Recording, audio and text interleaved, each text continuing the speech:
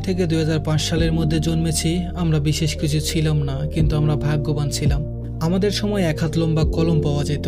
আরেকটা কলম ছিল যার 4 রকমের কালি ছিল। মাঝে মাঝে তার 4টা বোতামে একসাথে টেপার চেষ্টা করতাম। দরজার পেছনে লুকিয়ে থাকতাম, কেউ এলে চমকে দিবে বলে। আসতে দেরি করেছে বলে অধৈর্য হয়ে নিজেই বেরিয়ে আসতাম। রাতে হাঁটার সময় ভাবতাম আমি যেখানে যাচ্ছি 4টাও আমার সাথেই যাচ্ছে। কারেন্টের সুইচে 2 দিকে অ্যাঙ্গুল চেপে ওটাকে অন অফের মাঝামাঝি অবস্থানে আনার চেষ্টা করতাম। স্কুলে যেতাম সবাই একসাথে দৌড়াদৌড়ি করে। ক্লাসে সবাই কলম খেলতাম, কাগজ কেটে চোর ডাকাত বাবু পুলিশ খেলতাম। বন্ধুরা মিলে আম জাম কাঁঠাল লিচু চুরি করে খেতাম। আমরা যখন ছোট ছিলাম দেশলাইয়ের বক্স দিয়ে টেলিফোন বানিয়ে বন্ধুদের সাথে কথা বলতাম।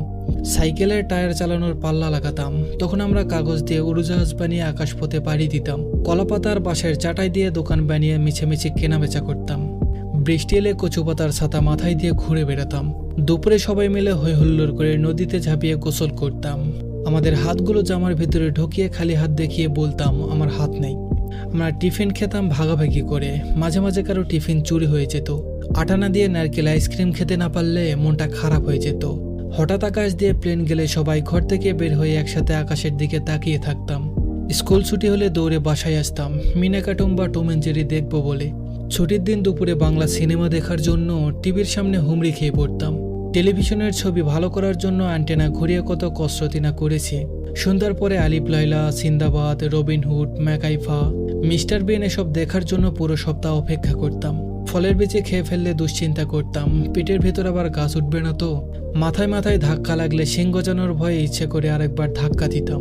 কেউ বসে থাকলে তার মাথার উপর দিয়ে লাফ দিতাম যাতে সে আর লম্বা না হতে পারে। বিকেলবেলা কুতকুত, কানামাছি, গোল্লাছুট, বৌচি, লুকোচুরি এইসব না খেললে আমাদের দিনটাই যেন মাটি হয়ে যেত। ফাইনাল পরীক্ষা শেষ হলে পড়াশোনার বালাই থাকতো না। তখন কি যে মজা লাগতো বলার বাইরে। মামাবাড়ি যাওয়ার কয়েকদিন আগে দিয়ে অন্যরকম উত্তেজনা। ডিসেম্বর মাস আর শীতকালটা আমাদের সময় অনেক কালারফুল ছিল।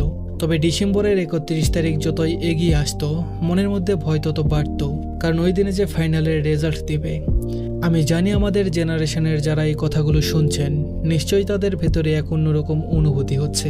এসব কথা মনে পড়লে ইচ্ছে করে আবার সেই ছেলেবেলাটা ফিরে পেতে। সত্যিই ওই দিনগুলো খুব মিস করি।